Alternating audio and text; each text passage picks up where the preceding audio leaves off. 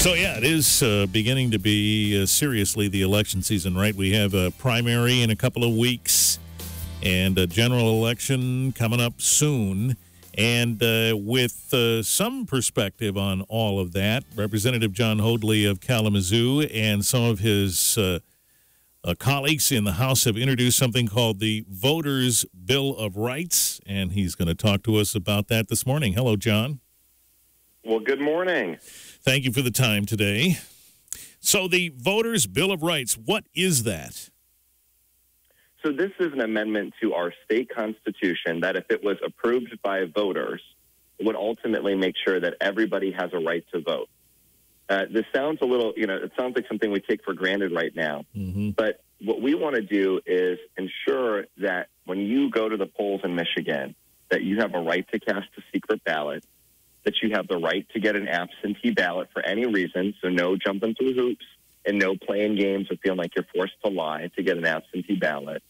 You have the option to go early vote, and you also have the option, if you're overseas, to have a ballot mailed to you, which is particularly important for the men and women serving in uniform. So these would be on the ballot. It would be a constitutional amendment, and it means that any of those hijinks that you kind of read about in Lansing, where they tweak the ballot or change the rules a little bit, would have to pass our state constitutional muster. Okay. Now, some folks might be listening and saying, well, we have that already, don't we? Well, we don't, actually. So there is no right that in our Michigan Constitution that clearly articulates the items of which we're discussing. Additionally, Michigan is, there's 27 other states that have no reason absentee voting. So folks that have gone and asked for an absentee ballot, you have to go check a box. Many other states got rid of that a long time ago and say, if you want to vote absentee, you have a right to do so. The other thing we don't have is an early vote. And this is really important. I think every one of your listeners is going to know someone who's trying to juggle work, kids, family. We've walked into those lines and you say, okay, I've got 30 minutes to vote during lunch. Mm-hmm. I really hope there isn't a line when I go vote.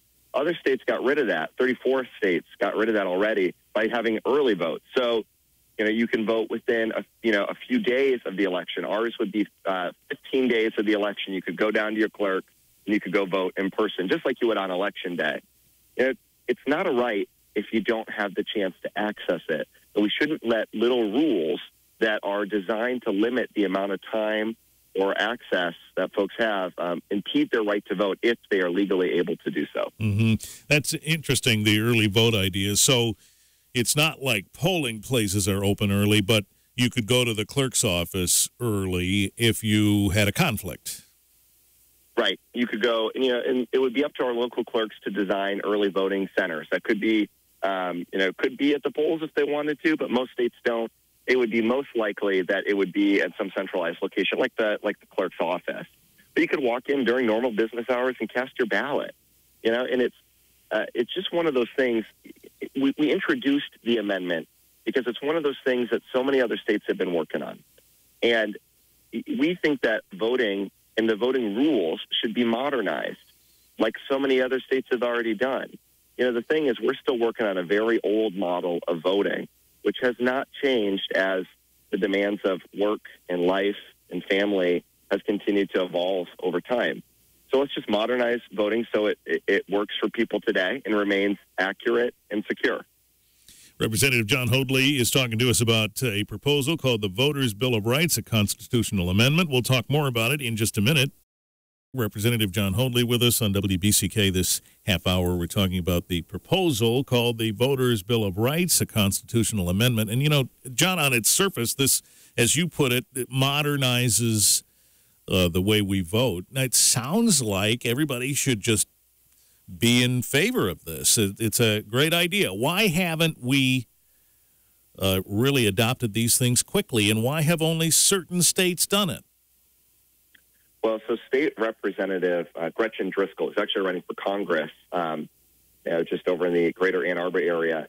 She part of the reason we did this is because she and I both sit on the Elections Committee. Mm-hmm. And so for the last year and a half, we've watched bill after bill go through that committee that has made it more difficult to vote as opposed to expanding voter access or modernizing it. And it's a real shame because it looks like folks are playing politics with the ability to go vote. You know, and at the end of the day, voting should be the point where voters decide, right? Our democracy works when the people who are represented get a chance to vote yay or nay on people and ideas. And we shouldn't be making that harder for folks who legally have a right to go vote. So Michigan has really been a laggard in this. You know, like I said, so many other states, both Democratic and Republican states, have modernized their voting apparatus to, you know, to save money, make it more accurate, more secure, and then, like I said, modernize so it's, you know, works with the way that we live nowadays. But Michigan hasn't. We haven't done anything significant for over 20 years, and even bills that that would have done some marginal improvement, you know, like created a no reason absentee voter registry, but you'd have to go jump through extra hoops. Even something similar as that, something as simple as that, didn't get passed in the state house, and it's a shame. What are some other examples of what you've seen that make voting harder? So the biggest one that I think a lot of people are going to remember very quickly is when folks removed straight ticket voting. That actually really does add more time to how long it takes to fill out a ballot. And when nearly 50% of Michigan voters cast the ballot using a straight ticket, we're talking about adding, you know, millions of minutes in total then of additional time that people are going to be, you know, in the booth filling things out. And so this is important because when we created essentially longer lines in crowded precincts without making it so folks could grab a ballot at a different time or be able to have a little flexibility depending on their work schedule, we really are going to make it more difficult for people to go vote. At the same time, you know, other states have done things like move to online voter registration. So that way then, you know, we could actually make sure there's no errors when someone types in their name or, you know, is applying to vote. Michigan hasn't done anything on that front. You know, we haven't done anything to expand the ability for folks to go vote early or to get an absentee ballot. And in fact, there's Senate bills that would limit the very limited amount of time that we already have. And so that's Senator Robertson's bill that's sitting in committee. So when you look at it in total, it's the sum of some bad legislation that, in fact, was passed this year or last year, and you know, this lack of legislation to keep up with what so many other states are doing. With respect to the elimination of straight party ticket voting, one of the things that was said in favor of that was, you know, this is a good thing because it forces people to look at the candidates and educate themselves about them and not just go in and push one button or draw one arrow or whatever it is, pull one lever. It makes us become more informed. Do you think that's not true? Well, I mean, there is no obligation that folks have to have a lot of information on every candidate when they go vote. And I know that that line of thinking where folks have said they can't just look at every candidate, it's a bit of a talking point because our party affiliation is actually still going to be next to each one of us on the ballot. I actually I called them out on this and said, I offered an amendment that said, then remove our party affiliation. So when you go vote for state rep, you don't see Republican or Democrat, you just see our names. Surprisingly, or maybe not so, they defeated that amendment. But here's the real deal. We're talking about clerks of both parties. In fact, Kalamazoo County Republican clerk Tim Snow came over and testified. I give him a lot of credit for this. He said, you know, this is a logistical change. You're going to lengthen the amount of time it physically takes to fill out a ballot, even if you're super informed. And you're giving us no tools to then solve that problem through early vote or expanding absentee voting. And so when you make lines longer by taking a longer time to fill out the ballot while giving us no way to relieve that congestion, the folks who voted for that bill knew exactly what they were doing. They were trying to make voting less convenient. They were trying to make it so it's harder for working people to go vote. And you shouldn't get to rig the system that way. Win on ideas. Win on your personality. Win on your vision for the future, not by rigging the rules.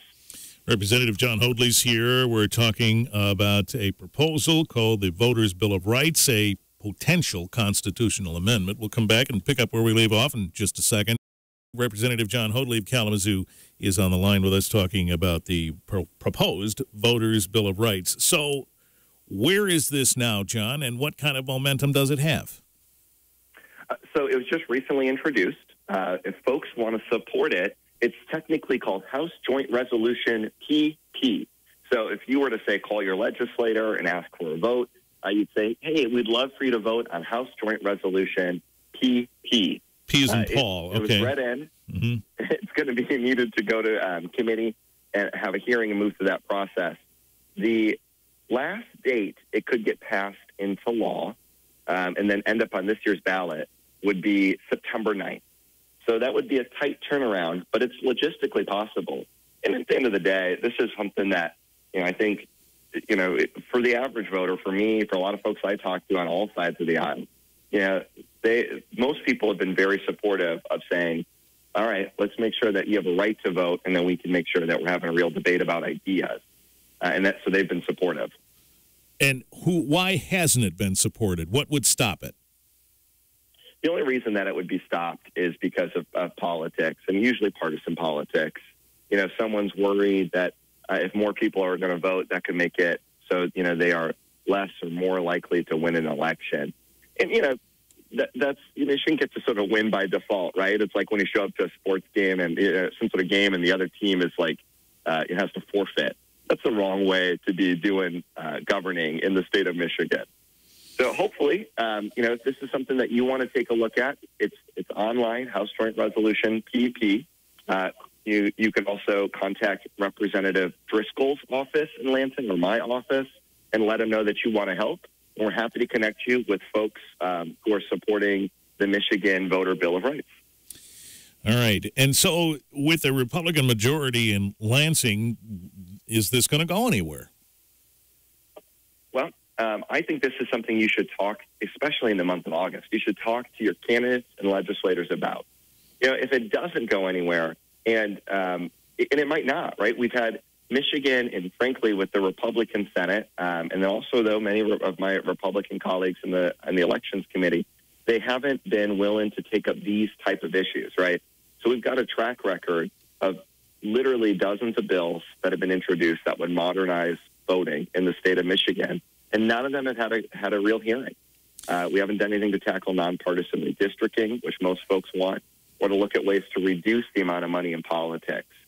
So if this is something that's important to you, you have to let your candidates know, because making democracy work shouldn't be a partisan issue.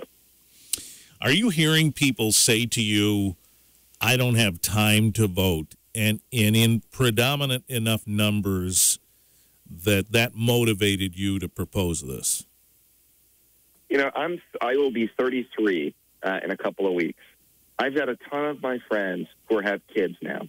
And, when they're trying to balance work and kids, finding time to go vote has been a challenge because, in the morning they're getting the kids off to work or school. They're getting off to work. The kids are getting off to school. Mm-hmm. And they're trying to squeeze it in, either at lunch or right after work. If they can take a minute away from the kids, if they're going to whatever practice they're going to.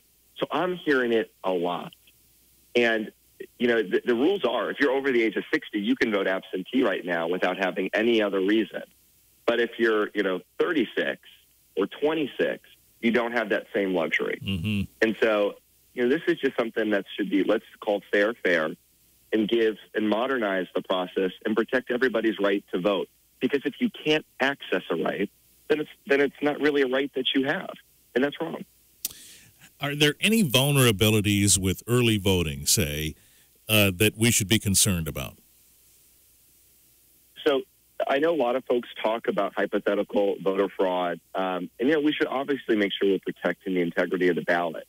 It proves that the data out there says that there is very, if any, voter fraud that actually occurs, and none that has been at any sort of level of significance that has changed the outcome of an election. But here's why you should actually love early voting, because you go directly into the clerk. You can go vote in person right there.